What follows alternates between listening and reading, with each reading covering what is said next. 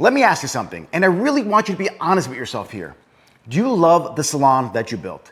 Like genuinely, do you love going to work every day? Or do you dread it? I ask because I talk to salon owners all the time, grinding 50, 60 hours a week, making less money now than they did before they opened their salon. Their marriage is suffering, they're missing their kids' games, they're exhausted every single night. And for what? A business that falls apart the second they leave. A team that doesn't respect them, and stylists who quit via text after you spent years building their book. And if that sounds like you, if you feel like you're babysitting instead of building something real, then I need to share something with you. And it might be hard to hear, but I think you need to hear it. I'm Nick Marabella, and I've been in the industry since 1997. I've owned, operated, and sold multiple salons. I made every mistake you could imagine, and I've spent the last 28 years figuring out what actually works. I've taken salons from near bankruptcy and turned them into million-dollar businesses within 12 months. I went from burnt out, stuck behind the chair, hating the business I built, to opening 5 profitable locations in under 3 years. And here's the thing, none of them needed to be behind the chair. They didn't even need me to help run them. They ran perfectly smooth without me. So put your phone on Do Not Disturb, grab a pen, a piece of paper. I'm gonna show you exactly how I did it and where your salon is probably broken right now. So here's the hard truth. Building a 7-figure salon is simple. It really is. I know what you're thinking. It's impossible. But you're not gonna get there filling out workbooks or spending hours playing with Excel files. And the gurus who never actually owned a salon, they can't help you. They know how to build a coaching business. They don't know how to run a salon. Their advice is 20 years old, and it just makes things more complicated and worse. So let me simplify this for you. There are only 3 problems that keep salon owners stuck. That's it, 3. Every challenge you're facing, the long hours, the stress, the empty chairs, the drama, the turnover, it all comes back to these 3 problems. Let me walk you through them. And as I do, I want you to ask yourself, which one is killing your business right now? Problem number 1, you don't have a profitable salon model. The average salon, if it profits at all, is making about 8% profit. So let's say you're doing $1 million in revenue. Sounds great, right? But if you're only keeping 80 grand after working 60 hours a week, you could make more as a barista at Starbucks. I see it all the time. You're busy. Your chairs are full. Money's coming in. But at the end of the month, there's nothing left. You're stressed about payroll. You're robbing Peter to pay Paul. And when you actually add up all the hours, the clients, the admin, the fires you're putting out at 10 p.m., you're making less per hour than your assistant. That's not a business. That's a nightmare. And a nightmare you don't wake up from. I know, because my business was a nightmare too at one point. If you're not profitable, it usually comes down to 2 things. Either your model is wrong, like you're doing a rental model instead of a commission model, or your model doesn't fit your vision. You gotta make money, but you can't do it just renting out chairs. Or your operations are a mess. No systems, no structure, you're paying too much, charging too little, and you never actually calculated what your pricing needs to be for your location and your expenses. Here's what I want you to think about. Do you know your freedom number? The amount you actually need to take home to live the life that you want. And can the current business model that you have support that? If you can't answer that, that's problem number 1. Problem number 2, you don't have enough clients. Empty chairs, slow weeks, staring at the phone, hoping that it rings. And you're telling yourself it's the economy, the competition, too many salons in your area.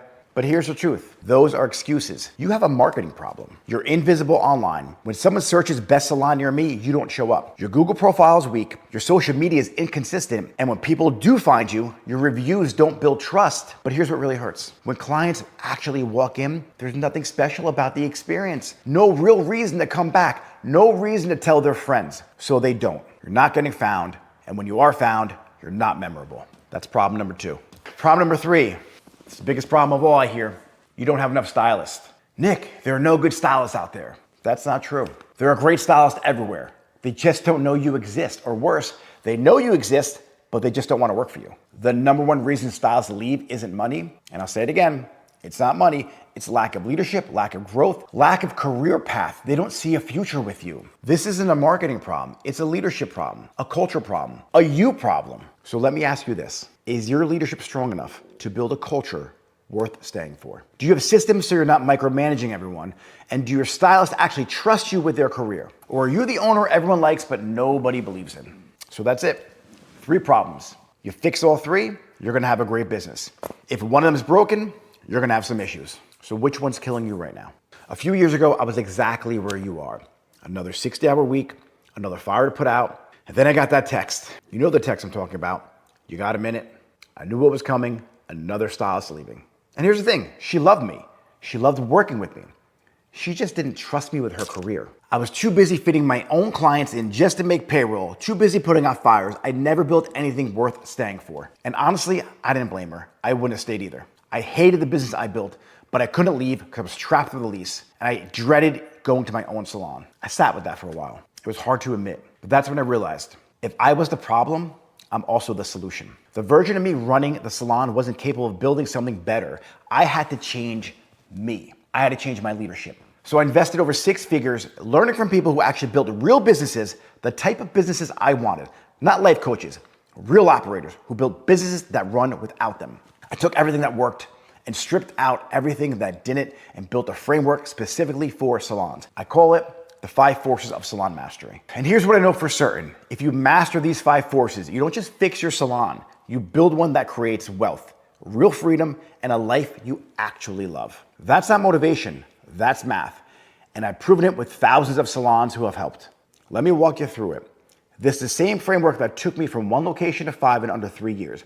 I'm gonna break it down for you, each force by force, and give you a benchmark you should be hitting. And if you're not hitting them, you know where you're broken. All right, force number 1. Here's the question. Is this the salon you actually want to own? Or are you building something you're gonna hate? Does your daily reality match the vision you had before you started? Or do you feel trapped in something you don't recognize anymore? Would your future self thank you for every decision you're about to make? Or did you give up on your vision? Is your model profitable after paying yourself properly? Or are you doing twice the work of all your stylists but making half the money? Could your business run 30 days without you without falling apart? Here's the warning sign most owners ignore. You're working in the business instead of on the business. You're doing tasks you hate. You're exhausted and you're not building something you could sell. You're just buying yourself a job. Some people spend their whole life building a business only to realize it's the wrong one. Don't let that be you. All right, force number 2. Demand and marketing. Are the right people finding you or are you invisible? Here's what you should be hitting. At least 20 new inquiries every single week. If you're not getting that, you have a visibility problem. When someone searches best salon near me, do you show up on Google, ChatGPT? Do you show up in the top 3 of the Google map? Or do you not even exist? Do you know what it costs you to get a new client? Because most owners have no idea. They throw money at ads hoping something works. If your acquisition cost is over $45, your marketing is broken. If you're getting fewer than 20 clients a week, new clients, your marketing is broken. If you don't know where your clients are coming from, your marketing is broken. Here's the good news. You fix your visibility, you fix your client problem, but you also fix part of your stylist problem because great stylists want to work for salons that are winning. All right, force 3, client journey and sales. Are you maximizing every opportunity or you're leaving money everywhere? So here are the numbers. 8 out of 10 first-time clients should be coming back a second time. That's 80%. If you're below 60, stop wasting money on marketing and fix your skills and experience. Your average ticket should be at least $150. Specialty services, $300 to $500.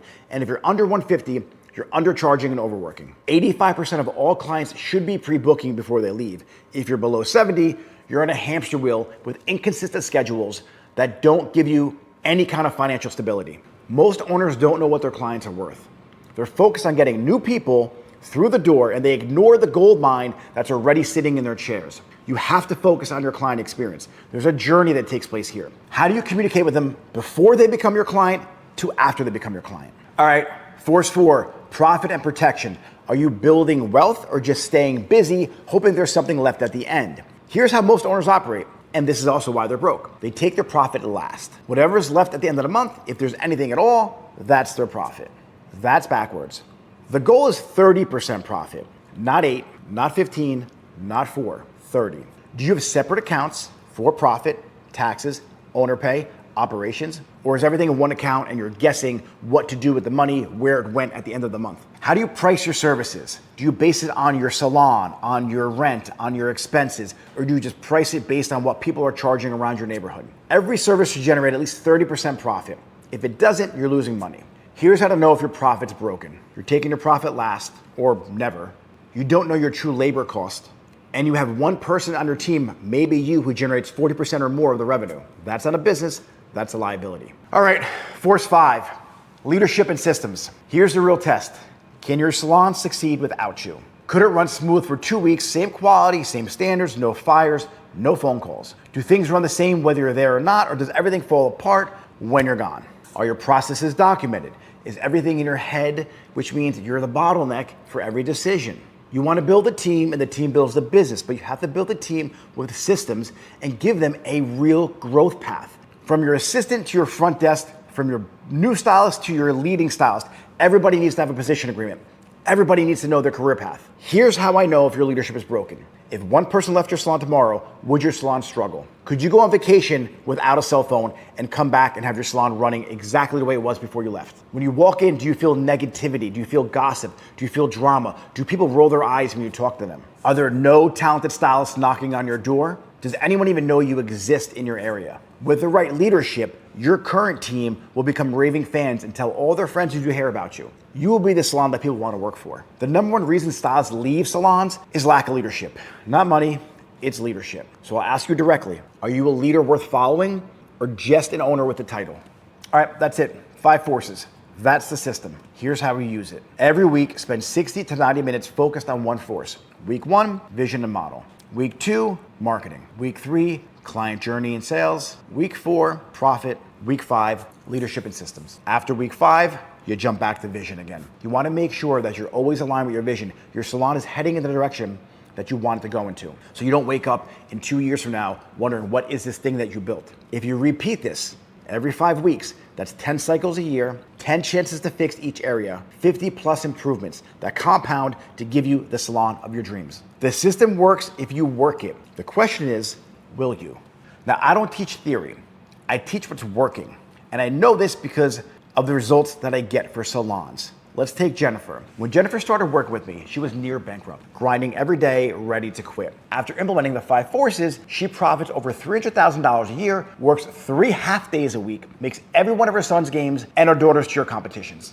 She told me she cried the first time she was able to finally travel with her daughter, and the salon still made money. The same industry as you, the same challenges, a completely different result. Let's take Danielle. Danielle owned her salon for 16 years, stuck, couldn't fill chairs, afraid to run it her way because her team would leave. 3 months later, she went from 10 stylists to 22.